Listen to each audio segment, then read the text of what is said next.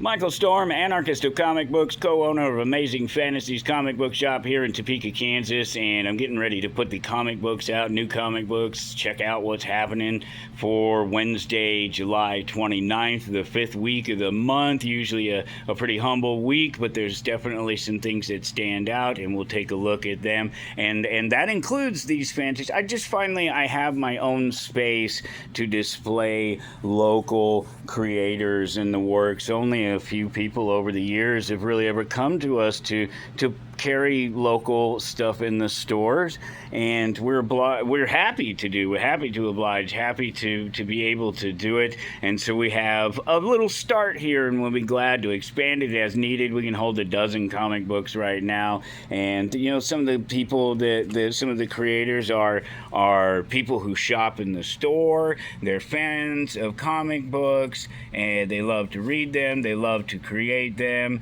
and you can help support them. There's things like this. This is Breaking the Seal. One of the locals, well, obviously more than one person, but in particular, Colton Strathman here brought these in and wanted us to go ahead and give them away, and you can help support the stories. Some of them are already completed, and you can dive into these.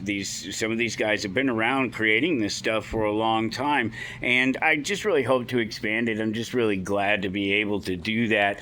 While we're walking over here, do me a favor and click that like button and subscribe to the channel. You don't have to, you can ignore this stuff that doesn't interest you. I do more than just comic books, but obviously I leverage my considerable reach, for what it's worth, online compared to the store's reach, and so naturally, why wouldn't I do that?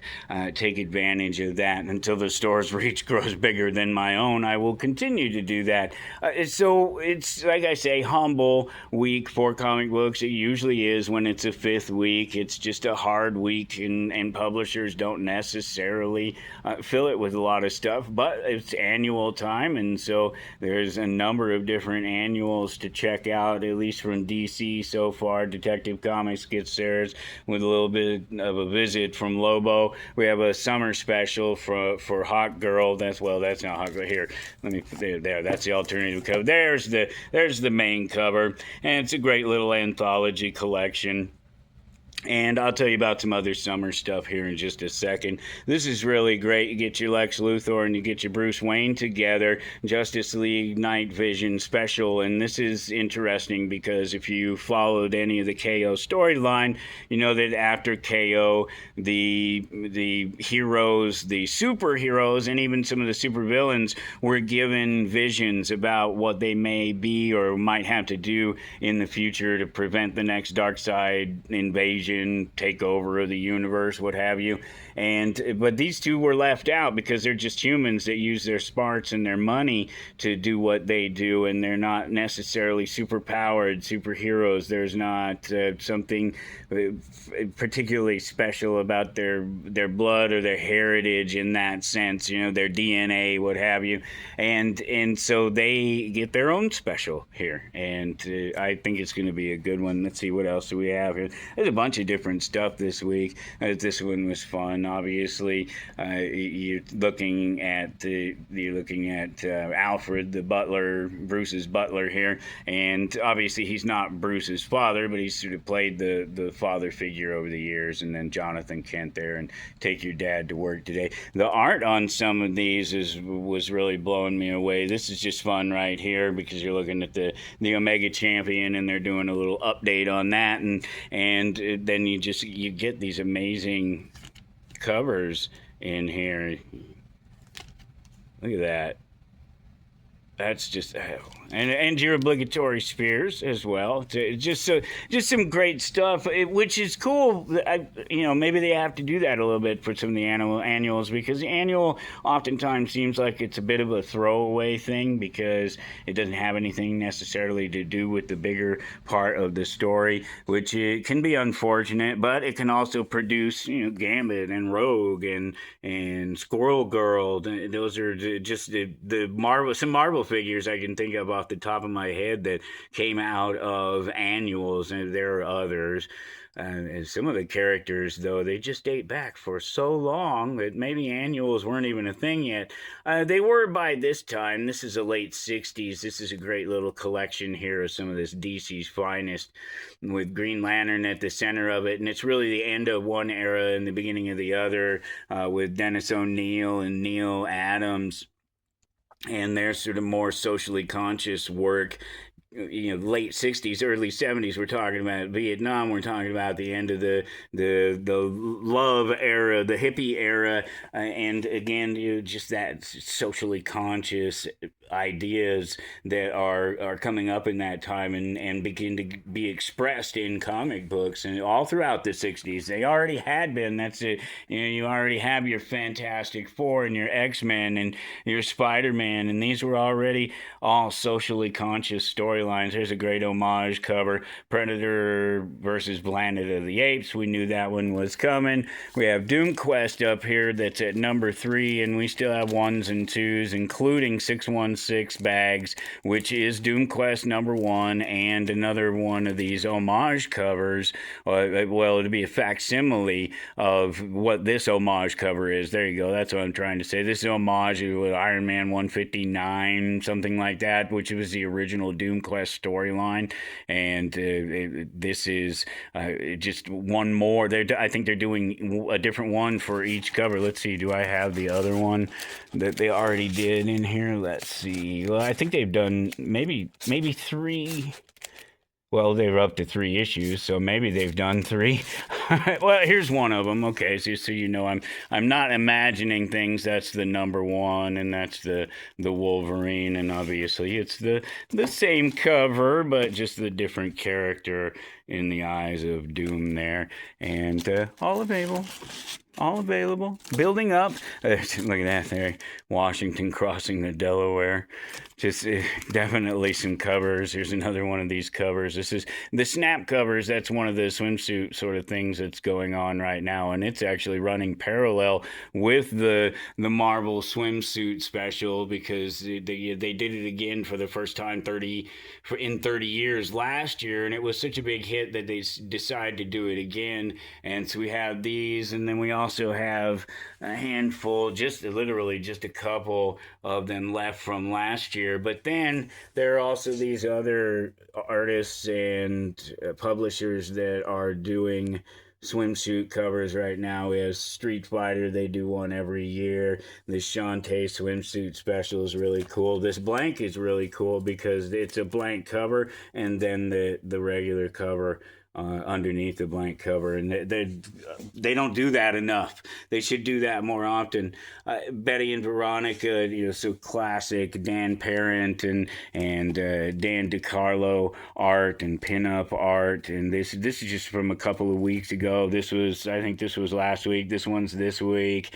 That was 2 weeks ago. These are new. X-Men 34. That's this week, and this is just a great Magic cover. But there was also another series of these sort of great cover spotlight covers. They're not action covers like most of the covers are. They're posing, and they're in swimsuits and on tops of cars, and there's some for the girls and there's some for the guys, and they're running parallel as well. This is a Jeff Superstar variant, and there's a number of those, and then there's this Wolverine is new, and that's a snap cover, obviously X-23 right there. And another, just while we're on the subject of girls, and then we'll continue with the subject of girls, because I guess it's all about the girls this week. I have these beautiful Golden Age and Pre-Code Classic collections that just started to pop up and started to become available. Limited edition. They just feel so great. They're well built. They're heavy. The art inside them is beautiful. This is from the 40s here. This is the late 40s Thrilling Comics starring Princess Panther, and you'll see. Let me get in here and open it up and show you this beautiful work from just this classic work from the late 40s. And it's a whole collection of stories, just like they would with any of these omnibuses and stories. Where else are you going to find those collections like that. Where you're going to go out and try to collect all those books. Yeah, that's an awesome thing, but good luck, tough to do. How about if you just want to read them and go out and collect them too? This is how you read them.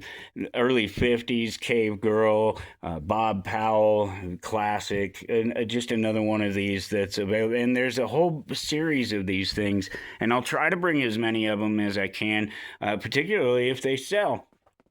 So here we go, looking at Marvel. Just real quick, because they didn't have much, but there was the one big thing to spotlight for sure. This one, Queen in Black. Not are we rewinding? Are we doing this again? No, it was just the next book over, and I just hadn't got there yet. We get this wonderful Stegman cover. We have True Believers blind bags that have issue 1 in them, and it could be any one of these creators there, and they're all fantastic. And then there could be some ultra rare mystery covers, but it's Queen in Black #1. And it's just funny because just recently I was did a video on the bags, and I opened up a whole bunch of blind bags that I'd been holding on to for a while, and talked about this the last year and a half, 2 years or whatever, of them putting out blind bags with different companies and how they're doing it, and which ones are more successful than others, and have they got any better at it over time, and have they offered anything better in the bags. And the general answer to that was no and no. But this, they seem to have done it right. Marvel, they seem to be getting better at it. I'm not convinced that some of the other guys that are putting out these blind bags are getting better at it. Marvel seems to be getting better at it. There was a little bit of a fumble on this 616 thing, but I kind of think that the 616 was probably planned before the Daredevil bag and before this Queen in Black bag. Big story right here, the big battle. If you've been following along, this is so much more important and so much more interesting. Many more people have asked about this than they have, let's say, possibly something around here somewhere that could be mentioned that people don't really care about anymore, because they kind of snipped the whole thing. They just kind of ended it unceremoniously, and everybody's kind of upset about it, and they're kind of dragging it out. And I'm not saying that anybody would do that there's anything that you could compare that to, that anywhere you would find an example of this in comic books.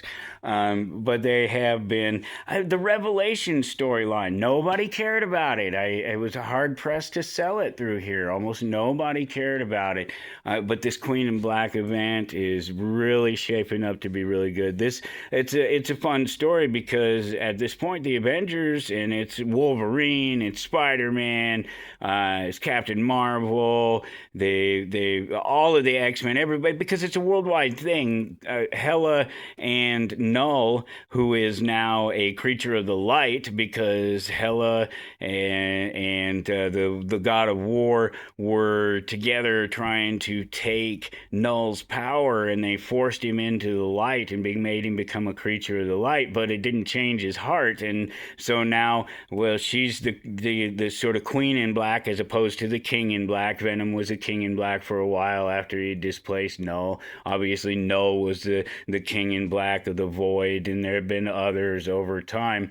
But he wants the Void. He wants everything gone. And of course, Hela just wants power, and Earth is caught in the middle, and so the entire Earth is a battlefront. They're doing a few ties, and we have some of them, Defenders of Light and Dark, the Hela story itself, which will explain to those who don't know, I'm sure, a little bit more about Hela, because even in here, Beta Ray Bill has to tell everybody what happens. There's a moment when they connect with, crossover with them, sort of watching each other. They're all watching each other and spying on each other as they're building up their armies and building up their defenses.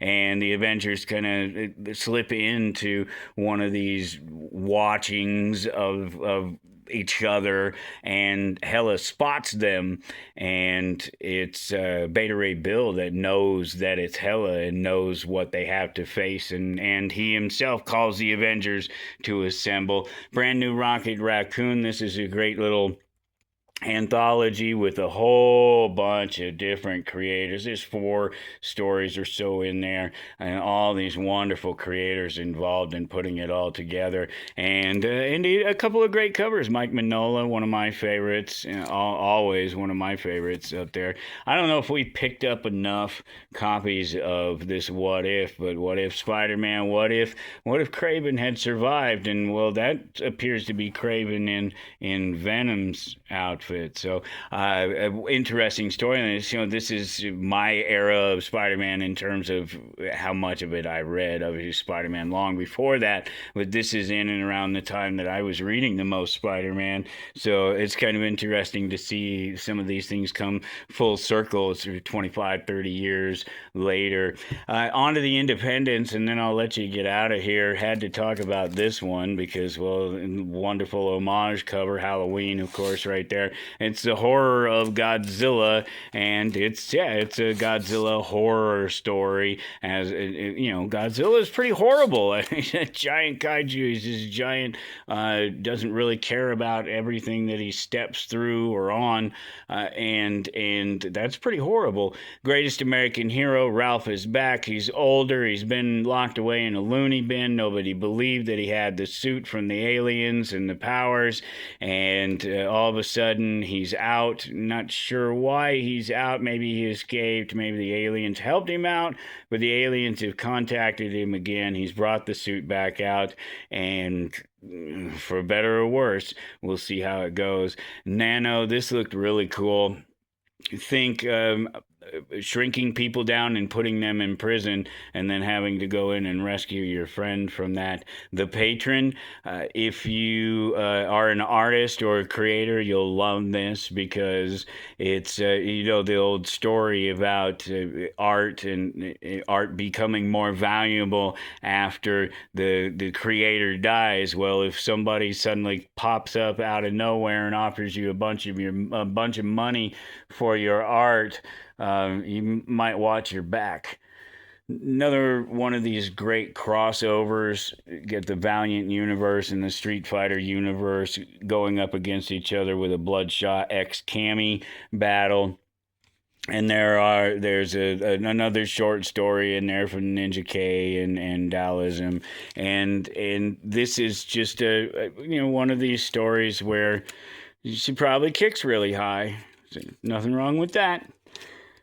New Midnight Man #2, Tasena #2 is Ted OK #6, wrapping up one of the great stories of the year. If you haven't read it, I think I have them all there. 6, 5, 4, 3, 1. Okay, well, I don't have a 2, but we may be able to come up with one. If not, there's always eBay. Oh, terrible. Black Star #1, that's a brand new one. I didn't get a chance to look into that one. If you're on a poll, you could win this. Last chance coming up here, last couple of days, if you start a poll. Speaking of that, there are just a couple of things that didn't make it to the shelf because they only went into polls. The brand new He-Man series that is about the origins of the He-Man characters from Tokyo Pop. It's fantastic. It picks up right where the movie left off, which, yes, I watched the movie, and yes, it was a lot better than than it would have appeared when it was at the theater. It's really good. It's very funny, and I think it's well written, and I think they have a great storyline, and well acted for what it's worth. It's not Gone with the Wind. I don't know if Gone with the Wind is Gone with the Wind, but some better acting experience, I guess. It was just really great. I really enjoyed it. Here, come buy some bundles so Ben will take these things off of the countertop. We keep building them and building. We have all these boxes down here filled with bundles so people don't have to go and look to try to complete stories, and we just have all sorts of different ones. ones, all the different characters, all the different publishers, you name it, a bunch of different ones in there. And he just, in the last week or so, has put together a whole bunch more. And I put that one together. He put together a whole bunch more of them to get them out there for you. Speaking of some Green Arrow, there's some more Green Arrow. That's one of those bundles he just put together just today. And it's the whole 52 run for Green Arrow right there. Darkness, if you didn't catch the relaunch of Darkness, it's gone really well, just like Witchblade has. And this is a Volume 1 collection of it to give you a chance to catch up on it. And let's see, I'm out. That's my last Star Wars Odyssey. I'm out of the trade paperback of the Odyssey. That cool little story that was there. And what else? There's the George Perez Volume 2 Omnibus. That one's fantastic. We have these oversized, supersized, double-sized, star-studded 200th issue of the Justice League of America. Just a great giant-size facsimile, and all the wonderful stories reprinted in there. A couple of different flavors of that one for you. Just a little bit of something for everyone in here, but you know the story. If it's not on your pull, I can't guarantee to get it to you. It may not be here. Oh, that's what was the other one? Oh, Jay and Silent Bob, the second printing, which was the cooler cover. It was the Spider-Man Amazing Fantasy 15 homage cover, which is, do I have one up there? I'm surprised I don't have one up there because we have a couple of them floating around here. They did a reprint of that, and it was the cooler cover. That one didn't make it to the shelf. That only went into pulls. And they did announce at SDCC this last week that they're going to do a couple more Jay and Silent Bob stories for Marvel as well. So very cool. But as I was saying, I can't guarantee they won't be that they'll be here if they're not on your pull. So think about it. Consider it. You save 20%. It helps us control our ordering. And this is a long video, so I'll just say goodbye. Like, share this around. If you think there's one person that would find it interesting, share it with just one person. Tell somebody about Amazing Fantasies, and come in and see us sometime.